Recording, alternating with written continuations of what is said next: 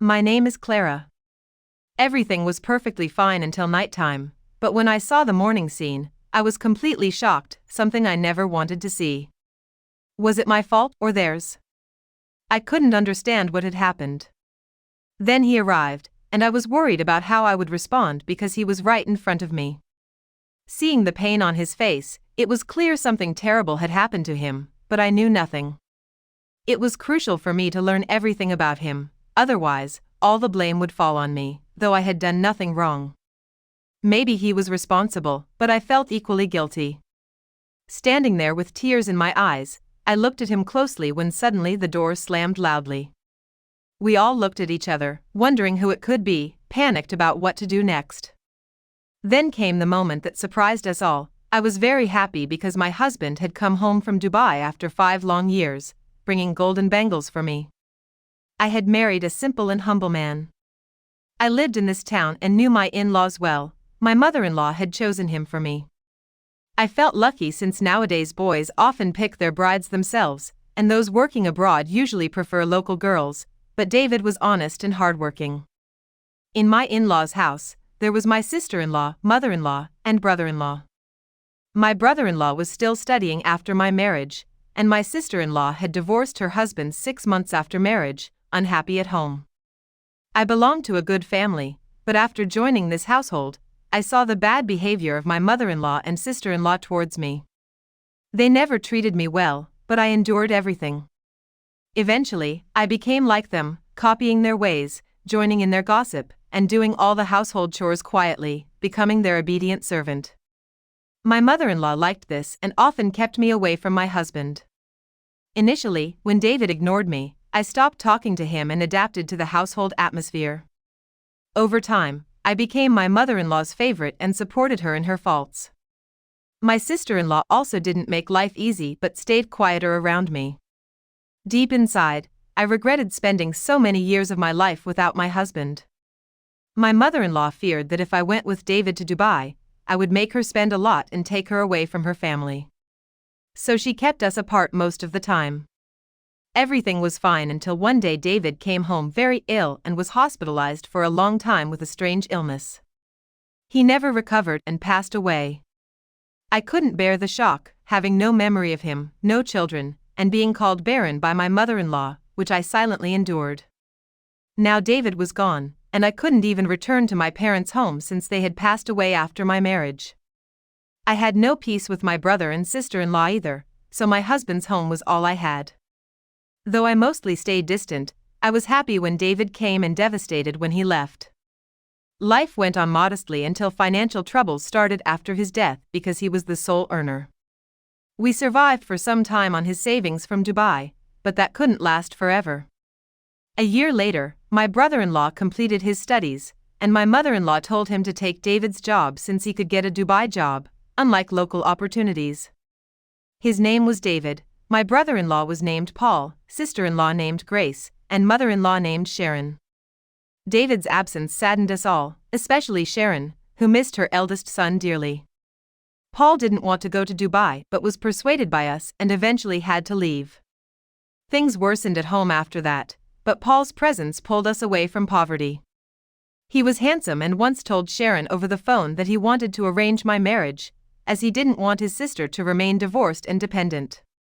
This angered Sharon because she loved her daughter very much and had even turned her against her in-laws, leading to Grace's separation. Sharon's anger toward Paul was intense, and she told him that if he found me a burden, she would send me away, and that she would go along with her daughter. Upon hearing this, my brother-in-law tried very hard to explain to my mother-in-law that she was misunderstanding his words. He meant that he couldn't see his sister like this and wanted to get her settled in her own home. But my mother-in-law said, "No, son, whatever your meaning is, today you have spoken the truth. You find your divorced sister a burden in this house. Don't worry, I will find her a match. I will marry her off to anyone, even if it's a stranger." She was taunting him, but I understood her meaning well. He just wanted his divorced sister to be settled in her own home, but my mother-in-law never wanted that. If she truly wanted her daughter to be happy in her in-laws' house, she would have guided her to understand how to live there instead of stirring trouble against them. She wanted her daughter to stay here, live off her brother's earnings, and never leave this house, which belonged to her sons as much as to her. She and my mother-in-law ruled the house, while I was treated like a servant. The next time my brother-in-law brought up the issue, my mother-in-law scolded him, saying her daughter wouldn't leave the house.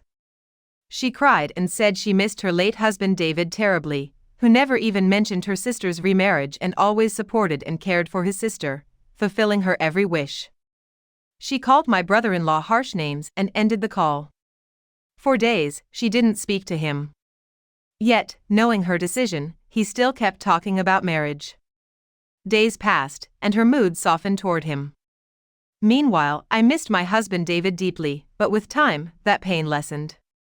My brother-in-law stopped mentioning the marriage, and my sister-in-law insisted she would never marry and would stay in her maternal home. My brother-in-law sent money regularly, and we lived off that. People praised him like they once praised my late husband David, and my mother-in-law was considered lucky for having 2 obedient sons working abroad and supporting the family financially, improving our conditions after David's death. Now, at 27, my brother-in-law was earning well, and my mother-in-law wanted to get him married. I was happy that a sister-in-law would join me. But when her intentions became clear, unease settled over us. She said she had chosen a girl for him without telling us. The girl, she claimed, was well known to us. My sister-in-law asked who it was, and my mother-in-law said she didn't want a rich family girl but someone beautiful and young. A poor girl would be submissive and follow every rule like I did. I lowered my gaze in shame, but my sister-in-law laughed and said yes, the daughter-in-law should be more like a servant than a daughter-in-law. The girl was from our village, the daughter of a poor farmer named Grace. Grace was the poorest man in the village, ill for years, with a young daughter he wanted to marry off. Everyone knew the girl wouldn't bring dowry, so the match was purely about the girl. Grace was familiar to our family since my sister-in-law often gave her old clothes and my brother-in-law had helped pay for her father's treatment. We were surprised but didn't hate the girl. She was beautiful and sensible, well regarded in the village. After her father's illness, she never exploited the situation. She could have had affairs with any village girl, but she was a decent girl with no mother or sister support. Her father was bedridden, and she lived life on her terms but with dignity. Therefore, Clara was living her life with dignity and wisdom. When my mother-in-law personally went to Clara's house to propose, her father was very happy and immediately agreed to the match, knowing that our David worked in Dubai. But something felt strange to me, as if Clara already knew we were coming to propose, judging by her expression, though I said nothing. My sister-in-law still told our mother-in-law that beauty isn't everything, one should consider the girl's family and background too, which made my mother-in-law angry. She insisted Clara's beauty was her identity and was sure Clara would keep David happy and obedient, just as I had been. Hearing this, my sister-in-law fell silent, and neither Clara nor I could do anything, as whatever my mother-in-law decided happened in the house. My mother-in-law was adamant about bringing only a beautiful girl for her son, even if poor. She soon began preparations for David and Clara's wedding, which was celebrated with more grandeur than expected. David had come only for 2 months for the wedding and planned to return after that. My mother-in-law decorated the house like a bride. I was exhausted managing all the household work, but I took comfort that now Clara and I, sister-in-laws, would share the work. For a few days after the wedding, everything was new and pleasant. Clara was happy with all of us, and the villagers praised my mother-in-law for making Clara her daughter-in-law. Yet, no one knew my mother-in-law's true intentions. Clara tried her best to keep everyone happy and even helped with household chores, easing my burden. Her behavior was good, but after 2 months, as David's departure neared, a strange sadness clouded her face. She tried to hide her sorrow, but I understood it well, having felt similarly before. When I asked if she was okay, she forced a smile and said yes, though her eyes said otherwise. David returned to Dubai, and Clara cried a lot. After his departure, the household slowly began facing problems. Initially, Clara remained silent and didn't object to anything. Then Clara's father passed away after a long illness, which brought him relief. Clara mourned deeply, and I comforted her as best I could, understanding her pain since I too had no parents and lived in my in-laws' house. My mother-in-law had been kind enough to keep me in the house even after David's death, unlike many mothers-in-law who throw out daughters-in-law after their sons die. After Clara performed her father's last rites and returned home, a few more days passed. Now, Clara seemed to express her feelings more openly, unlike me, who lived suppressed by my sister-in-law and mother-in-law. Clara was not someone to be suppressed. My mother-in-law began complaining about Clara's behavior, saying she acted strangely, waking late, crying over her father, and questioned how long she would mourn. David would call, and Clara would defend herself, saying mother-in-law exaggerated everything and she never said anything to her. Then my brother-in-law would call his mother, asking her to stop such behavior. This daily conflict became routine. My mother-in-law found fault in everything Clara did, just as she had with me, but Clara responded firmly, whereas I stayed silent for my own peace. That was why my mother-in-law never complained about me to David, but she couldn't tolerate Clara's behavior and quickly complained to him. I felt strange seeing my sister-in-law's distant relationship with her husband existing only over the phone. I remembered what I went through and now saw the same happening to Clara. Meanwhile, my sister-in-law, jealous of Clara from the start, sided with my mother-in-law, constantly fueling her anger against Clara, saying she didn't understand our family ways and would always remain poor as a poor farmer's daughter. Together, they wove a web against Clara. But Clara was strong and stood firm despite being alone, and even I didn't get too close to her, keeping to myself. Even if I felt sympathy, I never showed it, only keeping it in my heart. Partly because she always stood up for her rights, which made me jealous. I had never raised my voice for mine, so how could she? But she was right. She didn't hesitate to answer my mother-in-law's accusations, though I couldn't accept that she was truly doing the right thing. Somehow, I felt jealous of her wisdom and prudence. Still, no one could challenge my mother-in-law's anger. One day, Clara told my mother-in-law, "I am happy with David, but your behavior makes it difficult for me to stay here. If I make a mistake, please tell me quietly, there's no need to broadcast it. You complain about me to my husband, and I don't like it. You know me well, so why humiliate me like this every day after bringing me here?" Hearing her words, my mother-in-law got very angry. She said, "Now you will tell me what I should do and what I shouldn't. Listen, Claire, this is your sister-in-law. She has lived in this house and never had any problems here." I looked at her in surprise, and then Claire said, "Yes, but I am not like your sister-in-law. She quietly tolerates everything here, but I cannot tolerate all this." My mother-in-law replied, "This is our house, and whoever wants to live here must follow our rules. If anyone can't follow my rules, they can easily leave this house." She said this loudly so that both I and Claire could hear. From that day, the atmosphere at home worsened because my sister-in-law also listened to my mother-in-law a lot and Claire was constantly targeted with some accusation or the other. Claire tried to resolve the issues, but the more she tried, the worse things got. After my husband's death, I had no status in this house, so my value decreased even more. That's why I couldn't speak up in any matter at home, but I saw everything: Claire's efforts, my mother-in-law's complaints, and my sister-in-law's scheming. It didn't take me long to realize that a big storm was brewing and complaints were flying everywhere. I thought Claire would also live a suppressed life here like me, but that wasn't the case. Claire was right, but she was alone in this fight. Her husband David, who was in Dubai, faced new problems every day but was helpless to solve them.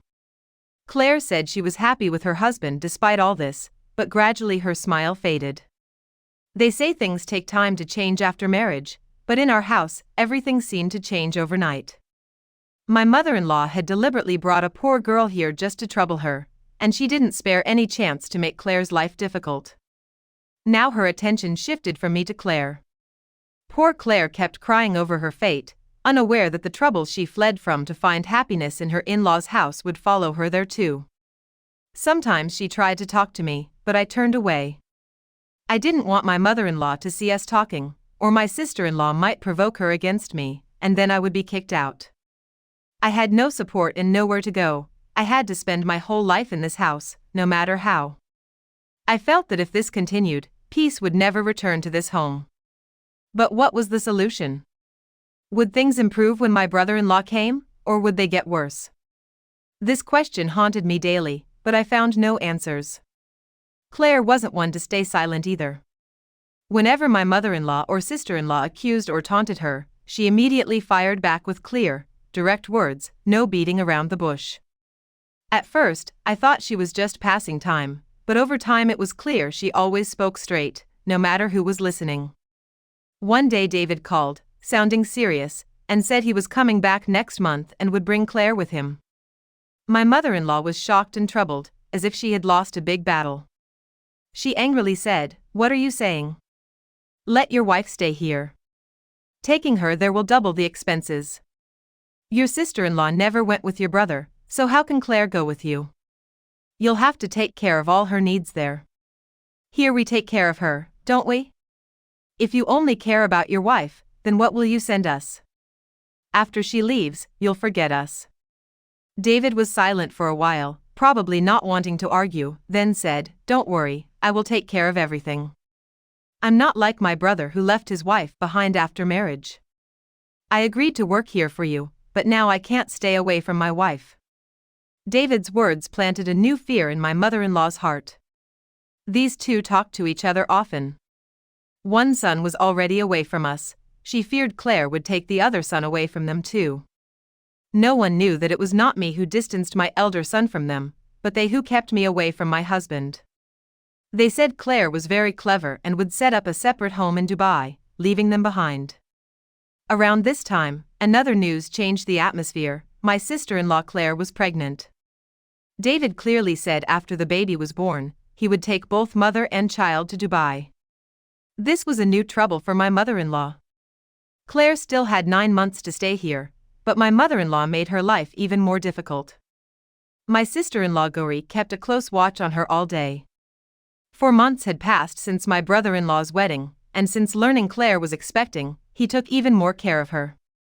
This time, a friend from his village who worked with him in Dubai was coming home, and he sent a mobile phone from Dubai for Claire through that friend. Having the phone helped Claire avoid using Gauri's phone to talk to her husband. My mother-in-law could not tolerate this. My sister-in-law started crying over it and immediately called David, saying he only cared about his wife and should send a phone for her too.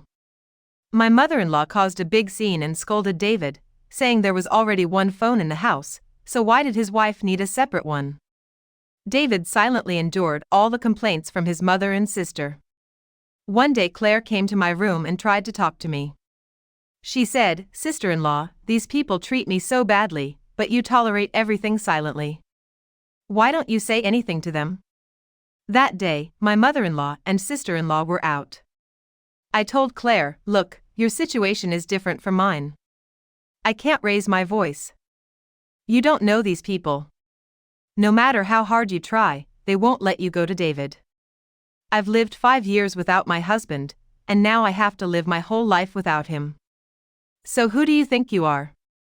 Do whatever you want, but you will never win against Mom." Hearing this quietly, Clara left my room without saying anything, but she gave me a strange look as she left. Days passed like this. My sister-in-law was being badly harassed in this house, but she was probably waiting for her husband to come. She silently endured everything until her 9th month, then she gave birth to a son. A few days later, my brother-in-law returned home. My mother-in-law and sister-in-law were still upset, but after spending a few days here, he forcibly took his wife and child away. We were all shocked to see this. I had to admire my brother-in-law's courage to stand up to his mother and sister and take his wife with him. I regretted that if only my husband had shown such courage, I wouldn't have been starving for his love. My mother-in-law screamed and yelled, but my brother-in-law did what he wanted, saying he wanted to live with his wife and child, that it was his right, and he would still take care of them, but his wife would go with him. My mother-in-law was very angry with David. In fact, as soon as he reached Dubai, Gauri called and gave him a piece of her mind. My mother-in-law kept her anger inside because no one was around to see it. My brother-in-law wanted to start a new life without compromising between responsibilities and love. Clara was trying hard everywhere to keep her courage. In a way, Clara had won against my mother-in-law because she succeeded in going with her husband. My mother-in-law felt defeated and was very angry, though for the moment her anger was silent. She couldn't rest without taking revenge. I was both amazed and angry at Clara and myself for being suppressed by these people. Now my sister-in-law was settling with Gauri and my mother-in-law but still fighting her battle. My time had passed, I had spent the best part of my life in this house as a servant. Why hadn't I done anything for myself? After they left, the house felt empty. I thought the matter was over, but little did I know, the real beginning had started. A few days later, a friend of Clara came to our house to meet her. When she found out Clara had gone to Dubai with her husband, she told us something that made my mother-in-law furious. She said Clara was very lucky, people in love have good fortune. When my sister-in-law heard this, she asked in surprise who loved whom. Clara's friend, Kelly, who lived in our village, said Clara and David loved each other very much. Hearing this, my mother-in-law listened closely and asked Kelly everything. Kelly revealed that Clara and David had loved each other even before, when David used to visit, their love blossomed secretly. When David left for Dubai, Clara used to visit Kelly's house and talk to David on her phone. Kelly thought David's family had arranged the marriage as they wished, but no one knew they truly loved each other. My mother-in-law had married Clara to keep control over her erring son, but she still couldn't control her. My mother-in-law's anger grew even more. She remembered David once lightly telling her to choose a well-educated, rich wife so their temperaments would match. My mother-in-law deliberately married her son to a poor girl because she feared a rich educated daughter-in-law would be expensive, while she could threaten a poor girl. Her whole plan was ruined. David also knew his mother never wanted him to live under his wife's influence, which is why she married him to someone who wouldn't find a place in the family. My brother-in-law understood me and my husband well, so he had planned his future carefully. That's why he took a stand for his wife and cleverly married Clara. My mother-in-law kept yelling that Clara was very clever and had controlled her son. My mother-in-law and sister-in-law always talked about Clara. I also joined in criticizing Clara. Honestly, she seemed very clever to me too. I blamed David for deceiving us and making fools of everyone. My mother-in-law kept thinking about how to teach David and Clara a lesson. She said they humiliated us, living comfortably there while we suffered here. She said if Clara had family, she would have taken revenge, but she had none. One day, in anger, my mother-in-law called David and blamed Clara's conspiracy to destroy our peace. David told her she was mistaken and that he loved Clara and wanted to be with her.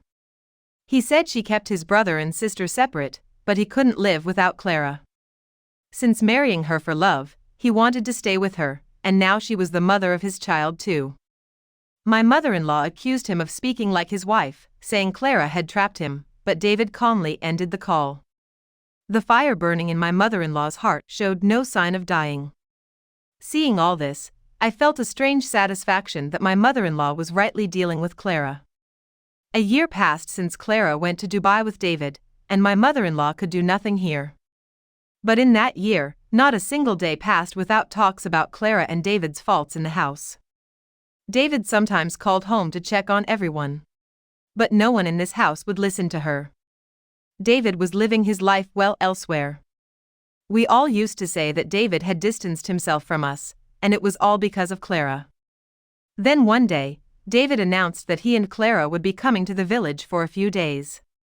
Hearing this, my mother-in-law jumped with joy, though strangely, she hated both of them. Her happiness seemed unnatural. She had a secret plan in mind. When Clara and David entered the house, they were accompanied by their 1-year-old son. Clara looked stunning in expensive clothes, and my mother-in-law bitterly remarked that this was all thanks to her son's earnings, as David never sent money to us but lavished Clara with luxury. Seeing Clara so beautiful and well-dressed made the three of us burn with envy. Gauri said Clara had completely controlled my brother, and they planned to stay a month before returning to Dubai. But this time, my mother-in-law had decided either David would leave alone, or he wouldn't leave at all because she had a different plan. David tried to reassure his mother, but she was furious, saying neither of them would leave this time. David argued about work, but my mother-in-law insisted Clara would not go without him. Clara herself wanted to return to Dubai with David since she couldn't stay here without him, especially now with their child who was used to his father. Yet, my mother-in-law refused to listen. After coming here, Clara and David both regretted it. They thought they were fine where they were, but they didn't realize the trouble awaiting them. This time, my mother-in-law was determined that no matter what, her will would prevail, and David would not get his way. Clara felt she had adapted to Dubai's environment and found staying here difficult. Since their arrival, there wasn't a day without conflict in our house. A month passed. Clara was exhausted from convincing David to stay with her, but now David urged listening to his mother, promising to return soon and take Clara away again. My mother-in-law looked very angry, and Clara pleaded with David that his mother was making her life miserable and begged him to take her with him. My mother-in-law warned David that if he took Clara away, they wouldn't welcome them back and would sever all ties. David could not accept this and was forced to leave. After a month of Clara being left behind begging him to take her away from this living hell, David departed. Clara was heartbroken, locked in her room, while I slept in mine. Meanwhile, my mother-in-law and sister-in-law schemed. At midnight, my sister-in-law woke me, saying Mother wanted to see me. Nervous, I went to her room. Though sleepy, I listened as they talked, always about Clara and David. They said David had left, and Clara was miserable, and now they would not let her live peacefully. They wanted to take away her happiness and teach her a lesson so she wouldn't repeat her mistakes. My mother-in-law was jealous that Clara had become even more beautiful and spent lots of money on herself and her child. She said David had even opened a bank account for Clara and would now send money there, which my sister-in-law overheard and told Mother. This angered my mother-in-law, who felt she had lost control over her son's earnings. She declared that something had to be done. Though shocked, I ignored their words, thinking they meant Clara and her child should stay with us so Mother could keep an eye on them. I was sleepy and said I'd rest, but their stern faces unsettled me. The next morning, the atmosphere had changed completely. As I stepped out of my room, I heard noises from Clara's room and rushed over, only to find my mother-in-law and sister-in-law burying Clara alive inside the room. I screamed, "What have you done?" My sister-in-law came close, warning me to be quiet lest anyone find out. I started crying and asked why they had killed her. When my eyes glanced aside, I was shocked to see that the innocent 1-year-old baby had also been killed by them. As I slowly approached the child, my sister-in-law grabbed my hand and said he was dead too. I couldn't believe they had sunk so low. Tears kept falling from my eyes. Just last night, the mother and son were alive, and now they were dead before me. David's child had been strangled, and Clara had also been strangled. She must have tried to scream and fight, but those two cruel women overpowered the poor, already devastated Clara who had endured so much pain here. I suddenly felt sympathy for Clara, but it was too late. She and her baby were gone. My mother-in-law and sister-in-law told me to keep quiet, saying they had called me at night to get my support but now I must not tell anyone. Together, they had buried the mother and son under the bed. I cried alone in my room, unable to believe they would kill like this out of such hatred. Then my mother-in-law cut off Clara's phone and called David from another phone, lying that Clara had run away with their child, which left David shocked and distraught. My sister-in-law thought I would never speak up against them because I had always obeyed them, but now enough was enough. I feared that if they killed Clara silently, they might do the same to me someday, and no one would help. My human spirit, long dead inside me, was awakening, especially after Clara's tragic fate. I realized I should have empathized with Clara instead of resenting her. I had never raised my voice against injustice, but Clara was fighting for herself and deserved support. After some days, I learned David wanted to come here, so I went to the police and told them everything about my mother-in-law and sister-in-law. They thought I would stay silent forever, but I chose to fight. The police began digging in Clara's room and found the 2-day-old buried bodies of Clara and her child. The post-mortem confirmed they had been strangled. My mother-in-law and sister-in-law accused me of being involved, then blamed me for not saving Clara, but I never killed her, I just watched helplessly. Worried for my own safety, I confessed everything to the police. Along with my mother-in-law and sister-in-law, I was also arrested, and my brother-in-law was informed. When he came, he learned the whole truth, including that I had reported them. He saved me, saying years ago, something similar had happened to his sister, but she survived because she never raised her voice, unlike me who always stood up for myself, and that's why his mother and sister took revenge on Clara through me. My mother-in-law and sister-in-law received harsh punishment, but my brother-in-law grew to hate his mother and sister. I apologized to him and still regret my past mistakes. Seeing Clara suffer and not acting made me partly responsible. Watching injustice silently is as bad as committing it. So, I urge you, if you see someone helpless who needs your help, please support them. Don't let time pass and lose the battle for life. Helping on time might save someone from suffering. Friends, I hope you liked our story. If so, please like the video, subscribe to the channel if new here, and hit the notification bell to get updates first.